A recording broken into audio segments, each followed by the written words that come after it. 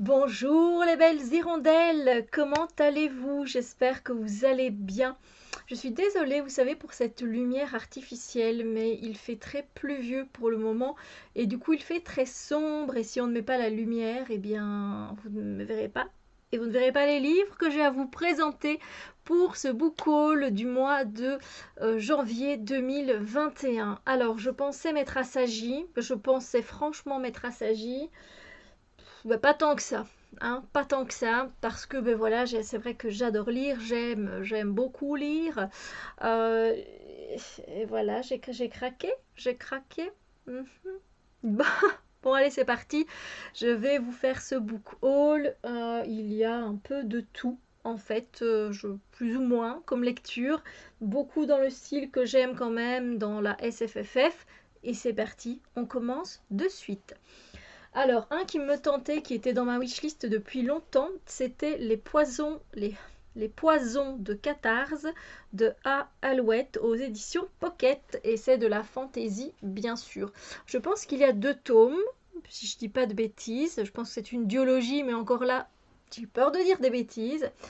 Alors, en fait, ici, je vais vous lire tout simplement le, je vois que c'est écrit très petit quand même, hein. C'est écrit petit. Euh, je vais vous lire la 4e de couverture, comme ça, si ça vous donne envie, eh bien tant mieux. À Catarse, crime et assassinat constituent un quotidien sanglant et divertissant. Logique dans une ville-prison où l'homicide est largement pratiqué par sa dirigeante. Tenia Arsnic n'a pourtant pas un goût immodéré pour la violence, mais son rôle de tyranne l'oblige à garder la population de la ville sous le seuil fatidique des 100 000 âmes. C'est un secret qu'elle ne peut partager. Si ce chiffre est dépassé, un démon endormi sous Catarse se réveillera. Et l'apocalypse est une promesse déplaisante. Malheureusement, alors que la population augmente dangereusement, tout semble se liguer contre Tenia. Voilà, j'en ai entendu du bien, je veux dire, sur certaines chaînes, et du coup, ça me donne envie. Voilà. Donc, on verra un peu ce que ça donne. Ensuite, j'ai craqué pour un jeunesse avec un peu de frisson. Voilà. Et pour les trouillardes comme moi, parce que oui, je suis une trouillarde et je n'aime pas les choses où il y a de l'horreur, du sang, des trucs qui font trop peur, c'est non merci. Mais quand ça est du jeunesse, et ou plutôt on est une adulte qui est relativement trouillarde comme moi, je pense qu'apparemment ça ferait quand même assez frissonner, mais ça pourrait aller. C'est Terreur à Smoke Hollow de Catherine Arden aux éditions PKJ. Donc ici, c'est vrai que je vous ai pas dit combien de pages, mais par contre ici ça a été écrit très grand, très aéré, et je pense que c'est une lecture qui ira très vite.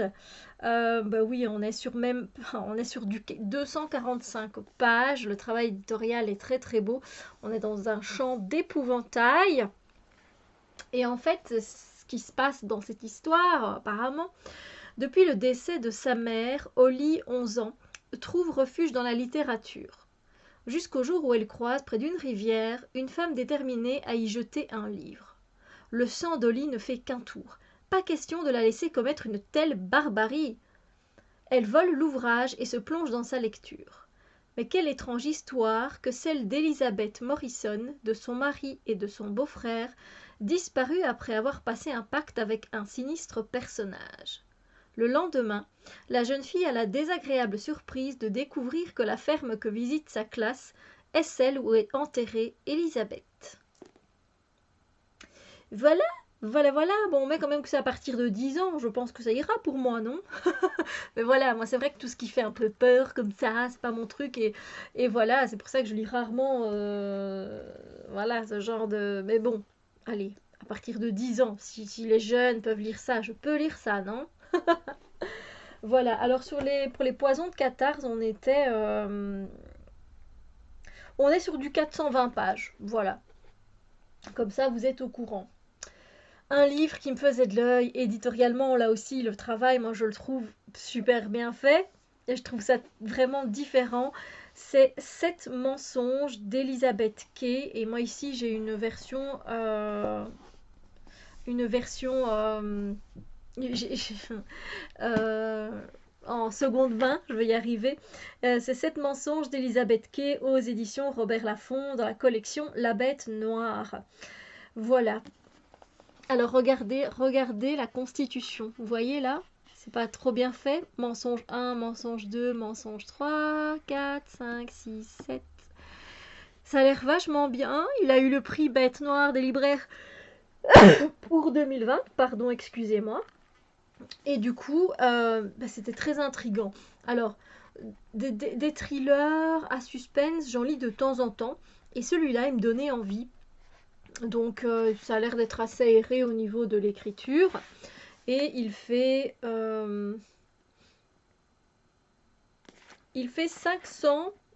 503 pages. Donc voilà, c'est quand même un beau bébé. J'aime beaucoup, hein, voilà. On s'enfonce dans les mensonges, Donc, qu'est-ce que ça raconte? Jane et Marnie sont inséparables depuis l'enfance. Et si Jane avait été honnête depuis le début, si elle n'avait pas menti cette toute première fois, alors peut-être que les choses auraient pu tourner autrement. Peut-être que le mari de sa meilleure amie serait encore en vie. Le temps est venu pour Jane de dire la vérité, enfin, sa vérité. Tandis qu'elle se confie et décortique les 7 mensonges qu'elle a racontés à Marnie, chacun plus terrible que le précédent, elle révèle les couches de noirceur qui ont infiltré leur amitié et les secrets toxiques qui remuent sous la surface. Mais une vérité peut toujours en cacher une autre. Franchement, on a ici quand même des auteurs qui ont mis 7 mensonges et l'histoire glaçante de ce qui arrive quand l'amitié devient obsession. Ça, c'est Harlan Coben qui l'a écrit, donc c'est un grand écrivain dans le thriller. Intimement troublant et terriblement insidieux, c'est Lisa Gardner. Lisa Gardner, je pense qu'elle a écrit Le secret du mari ou quelque chose comme ça, si je dis pas de bêtises. Et l'autre auteur, je ne la connais pas, mais voilà, ça donne envie quand même, j'avoue, avec le mensonge 1, mensonge 2, t'as envie de savoir mais qu'est-ce qu'elle a... Pourquoi elle a menti au départ? Pourquoi? Ensuite, j'ai hésité à prendre ce livre parce que j'en ai entendu du très bon, hein, pour la plupart, peut-être un ou deux avis un peu plus mitigés, mais néanmoins, voilà. Les gens ont quand même envie de savoir la suite, la plupart des booktubers que je suis. Après, au niveau de du suspense et du côté aussi thriller, oui, je sais pas ce qui m'a pris, j'ai envie de me faire frissonner un petit peu, on dirait. Mais pour certains, c'était un peu quand même, hein, il y a des scènes qui étaient un peu particulières, et pour d'autres, ça les a pas, c'était pas si, voilà, ça faisait pas si peur que ça, voilà. Du coup, j'étais un peu mitigée parce que bon, c'est quand même une grosse bricasse et j'espère que je vais m'y sentir bien. Alors, il y a des éléments évidemment qui m'ont donné envie de me procurer ce livre, mais d'abord, je vous le présente, c'est La 9e maison de Leigh Bardugo aux éditions de Saxus. Et vous avez un petit mot de Stephen King, impossible à lâcher. Regardez le travail éditorial avec le serpent en relief, comme ça, c'est magnifique. Éditorialement, ils font des livres de dingue, je trouve, c'est très très beau. Mais voilà, regardez la bricasse. Bon alors, c'est écrit assez petit et quand même de haut en bas, on n'a pas vraiment d'espace, même si les paragraphes sont bien marqués, apparemment. Mais bon, ouais, on a de quoi lire, hein, et il fait donc plus de 500... il fait 525 pages, donc c'est un beau bébé. Et c'est une trilogie, apparemment. Voilà. Je ne sais pas quand va paraître la deuxième partie, je n'en ai aucune idée, mais on va déjà se concentrer sur la première. Alors, ici, on se retrouve avec Alex, surnommé Galaxy Stern, qui a vécu une adolescence chaotique. Élevée à Los Angeles par une mère hippie, elle a abandonné l'école très jeune pour se retrouver dans un monde sombre, violent et sans avenir. À 20 ans, elle est la seule survivante d'un horrible massacre inexpliqué, et c'est sur son lit d'hôpital qu'elle se voit offrir une seconde chance. Rejoindre la prestigieuse université de Yale en intégrant la maison l'été. Donc vous savez, il y a des genres de maisons, des sororités comme ça, voilà. Cette entité, appelée la 9e maison, surveille les 8 sociétés secrètes de Yale. Ces dernières forment les futurs décideurs ainsi que les personnes influentes et pratiquent la magie sous différentes formes, bien souvent sinistres et dangereuses. Alex a été choisie car elle possède un pouvoir rare et mystérieux. Elle peut voir les fantômes. Alors que son mentor a disparu, elle va devoir enquêter sur le meurtre d'une jeune fille. Ce qu'elle va découvrir va bien au-delà de l'horreur. Donc voilà, comment vous dire, je suis un peu... En fait, le côté, les maisons, vous voyez, les maisons, les sororités, et c'est pour les filles et les... C'est pas les fraternités hein, pour les garçons, mais j'ai oublié le mot. Bref, vous voyez les maisons comme ça, Pita, l'été, Alpha, Oméga, etc., qui se donnent. Voilà, voilà, et dans lesquels on vient s'intégrer en fait quand on commence le cursus à l'université. Moi, ça m'emballe en fait, ça m'emballe. J'ai déjà vu des séries et voilà, ça me donne envie de voir ce qui se passe dans chaque maison. Et apparemment, bah, il y a quand même une partie de magie dans chaque maison. Et ça aussi, ça m'intrigue, même si c'est une magie apparemment assez sombre. Voilà, c'est pour ça que je suis un petit peu... Bon, voilà, on parle quand même d'un thriller, là, encore une fois, donc j'espère que ça va pas trop me rester en tête, vous voyez, parce que ça, c'est un petit peu le... voilà, c'est mon côté flippette, hein, qui a pas envie de penser à des choses négatives, mais le côté magie, le côté maison, les secrets qu'il peut y avoir, etc., ça... Voilà, c'est un peu comme les mensonges, là, ça donne envie de savoir, en fait. Donc, j'espère ben, que je vais apprécier, et si pas, c'est pas grave, hein. Voilà, ce sera une expérience livresque en plus. Mais c'est pas tout, j'en ai encore 4 à vous présenter. 4 livres. Le prochain, c'est un style totalement à part et j'en ai, je pense, 2 ou 3 dans ma bibliothèque. J'en ai pas beaucoup de ce style-là. Il est magnifique, encore une fois, éditorialement. Waouh, c'est les chroniques de l'érable et du cerisier. C'est le livre 1, Le masque de No.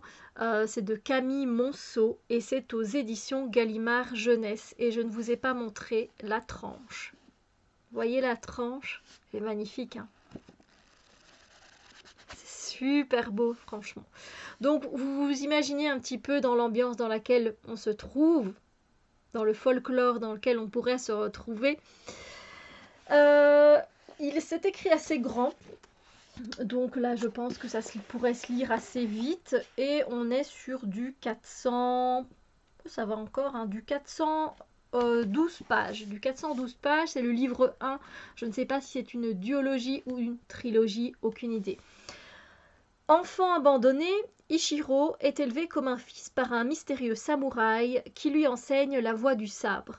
J'aime beaucoup les histoires de samouraïs. J'ai un livre ici qui s'appelle d'ailleurs Le Samouraï. Il faudrait que je le lise. Bref. Vivant reclus dans les montagnes, au cœur d'une nature sauvage, il grandit au rythme des saisons, entre une insouciance bienheureuse et un apprentissage qui exige persévérance et courage. Mais par une nuit terrible, Ichiro voit sa vie basculer. Il doit tourner le dos à son enfance pour affronter le monde et son destin.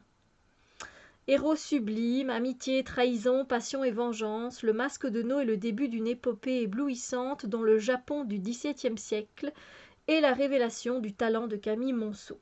Voilà. Donc ça donne très envie. Voilà, moi j'ai envie de me retrouver au Japon, j'ai envie de voyager. Donc je pense que ça peut faire l'affaire, hein. Et puis on parle de samouraï, donc j'aime bien, j'aime bien. Je trouve ça splendide, je sais pas comment vous dire. Je suis assez attirée, voilà. Ensuite, on va passer dans un style qui reste du fantastique, mais là encore très différent. Et c'est Aeternam Opera de Laetitia Arnould. Aux éditions, c'est un livre auto-publié, mais c'est aux éditions Collection Phoenix dans Aeternam, alicesola.fr. Voilà, c'est un livre auto-publié. J'aime bien soutenir les auteurs. Voilà, mais c'est vrai que du coup, des fois, les livres sont un tout petit peu plus chers. Ici, on a de quoi lire, comme vous voyez, c'est écrit de haut en bas, hein, il n'y a pas de gaspillage de... Voilà, après c'est écrit grand, voilà. Et puis c'est mignon comme tout, il y a un petit chat ici, près des numéros de page, je trouve ça toujours sympa.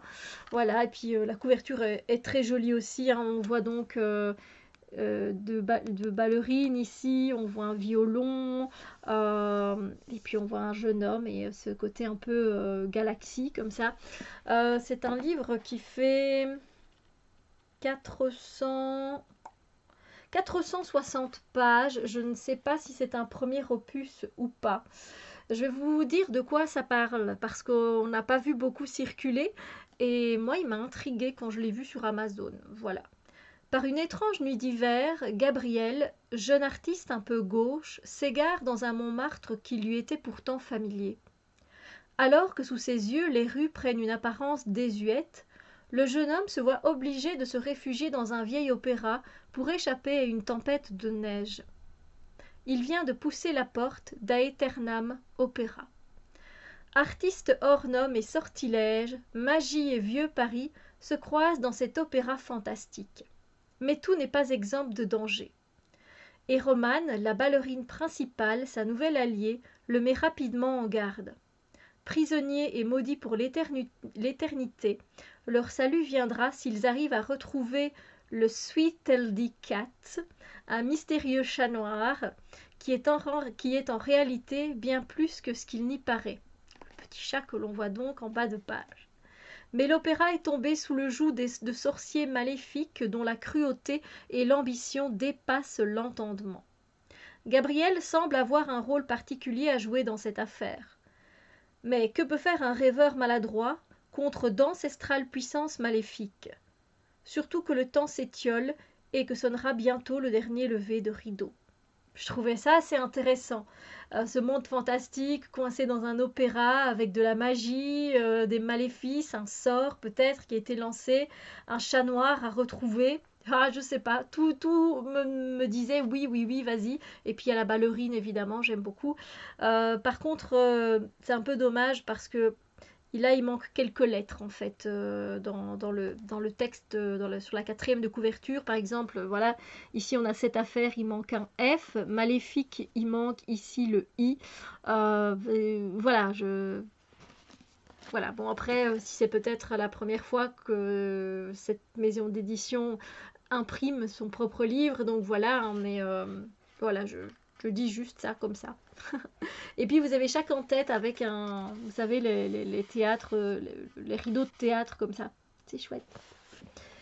Donc voilà, je me suis laissée tenter. C'était vraiment tentation, tentation. Ça faisait un petit temps qu'il était quand même dans ma wishlist et je me suis dit est-ce que je le prends ou pas. On continue avec deux livres. Un qui me faisait de l'œil parce que là aussi on tombe dans un style complètement différent, c'est La guerre du pavot de R.F. Kuang aux éditions Actes Sud. Je pense que c'est le premier livre que je me procure chez eux. Alors je suis désolée, ça fait pas vraiment bien le focus. Et la lumière, elle n'est pas top non plus, mais le dessin, il est juste magnifique. On est sur un beau bébé de 565 pages. Voilà. Hein? Salut, donc j'ai pris des beaux bébés et en plus il y a de quoi lire. C'est pas écrit petit mais il y a quand même de quoi lire hein, sur chaque page, donc voilà. Et qu'est-ce que ça raconte? Pourquoi j'ai été attirée? Là aussi il est dans ma liste depuis très longtemps. Alors, deux pays s'affrontent depuis des siècles, l'immense empire de Nicara et une petite île voisine, Mugen. Jeune orpheline, Rin décide de tout faire pour échapper au mariage qu'ont arrangé ses parents adoptifs. Aidée d'un bibliothécaire qui s'est pris d'affection pour elle, elle se met à étudier en vue du concours Keju, qui ouvre aux enfants les plus brillants du pays accès à l'académie militaire de Sinegarde, chargée de former les futures élites, les futures élites de l'Empire. Sous l'égide d'un vieux maître fantasque et mystérieux, elle s'éveille peu à peu aux pouvoirs chamaniques qui sont les siens, mais quand la guerre larvée éclate de nouveau, sous les coups de boutoir de Mugen, l'académie est dissoute et ses membres affectés à l'une des 12 divisions des 12 provinces qui composent l'Empire. Rin rejoint les Sicaires de l'impératrice. Mi-roman de formation évoquant les meilleures pages de Harry Potter, mi-épopée grimdark de fantaisie militaire, c'est le premier roman de R.F. Kuang, salué par la critique qui détonne par son originalité. Alors moi, c'est son premier roman et ce qui m'a interpellée, c'est les pouvoirs chamaniques de la jeune fille et les pouvoirs qu'il peut y avoir. Après, si on parle trop de guerre, peut-être que ça va me saouler, mais ça dépend, c'est un empire, peut-être que ça peut me plaire. Voilà, ça dépend, hein. Mais voilà, si ça vous dit, ce sont toutes des idées lecture, hein. On vous prend quand je fais des book hauls, je vous propose des idées hein, de lecture que vous pourriez éventuellement aimer vous aussi. Et le dernier livre, je ne pensais pas qu'il serait si fin. C'est un livre également auto-publié. Et là, encore une fois, il est dans ma liste depuis très longtemps et je pense qu'il va se lire très vite. C'est « Je m'appelle Sky et je vais vous tromper ». Alors, on ne voit pas très bien le titre. Mais bon, c'est vrai que c'est pas écrit en... voilà, c'est pas écrit... Ouais, c'est pas... Voilà. Je m'appelle Sky et je vais vous tromper de Marilyn O. Sautron. Et c'est elle-même qui l'a publié. Voilà, donc... c'est un livre qui... Comment dire? Il n'y a pas plus grand au niveau de la grandeur du livre et au niveau de l'espace qu'il y a entre les lignes. Je pense que je vais me le manger à une vitesse folle. Et on est sur du 200... C'est court, hein. On est sur du 240 pages. Donc voilà. Alors pour le prix, ça fait un petit peu cher pour que 240 pages. Je sais plus, je pense que je l'ai payé une quinzaine d'euros. Voilà, hein. J'espère que ça va le faire. En fait, moi, c'est le titre qui m'a intriguée. Alors, ce qu'il est indiqué, c'est les larmes se sont mélangées au sang. Les hurlements se sont mélangés au silence. Les rêves ont fusionné à la réalité. Les peurs ont fusionné au plaisir. Le passé s'est associé au présent. Sa vie s'est associée à la mienne. Je m'appelle Sky, enfin, je crois. Ou peut-être que mon nom est Lara. On m'a trompée sans que je m'y attende. Je me suis trompée sans en avoir le choix. Et je vais vous tromper. De quoi elle parle, je n'en ai aucune idée, vraiment, vraiment pas. Et j'espère que ça va être sympa. Voilà. Donc je peux pas vous donner plus d'indices que ça, hein, parce que moi-même je n'en ai pas. Donc je vais me plonger dedans sans rien connaître. Des fois, vous savez, en fait, j'ai remarqué que de plus en plus, je ne lisais plus les quatrièmes de couverture avant de rentrer dans le roman. En fait, donc j'y plongeais comme ça tel quel. C'est ce que j'ai fait pour Sorcière malgré elle. Bon, je me doutais bien que c'était voilà, une histoire de sorcière, de magie, etc. Mais je ne me souvenais plus de ce que j'avais lu derrière sur la quatrième de couverture. Et des fois, en fait, rentrer dans un roman sans avoir aucune information, ben, des fois, c'est pas plus mal parce que des fois, les quatrièmes de couverture peuvent être trompeuses et ça ne se vend pas finalement ce qui se passe à l'intérieur du livre ou pas comme il se doit, ou on en dit trop, etc. Donc, j'avoue que pour le moment, c'est un peu ce que je fais.